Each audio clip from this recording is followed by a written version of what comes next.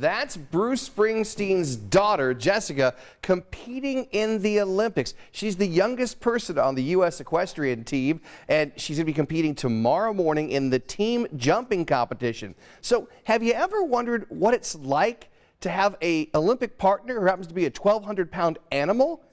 I did. So I went to one of the foremost authorities on equestrian events right here in Indiana. What makes the equestrian event so unique in the Olympics? It is the only sport where the equipment has an opinion.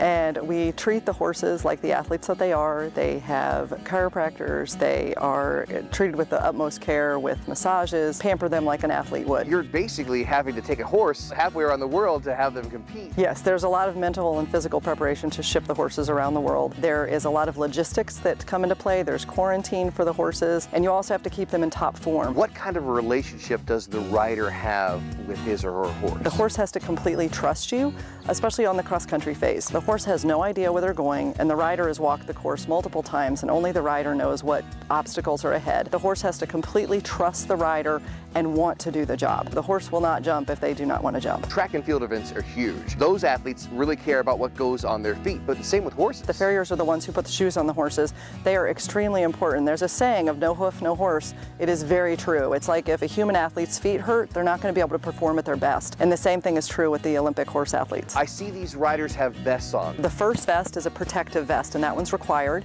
and it is a sort of Kevlar type vest that if you get hit, it does not hurt as much. It lessens the impact. They also wear a air vest, which you clip into the saddle, and if you come unattached from the saddle, it will inflate within 1/10 of a second, and it covers all your major organs up your spine. It truly is one of the most unique sports in the Olympics. You have two beings who have to be in sync with each other and feeling really good on that day.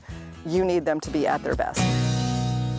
So to get to Japan, the Olympic horses are loaded onto cargo planes. They're air-conditioned stalls. It's an 18-hour flight.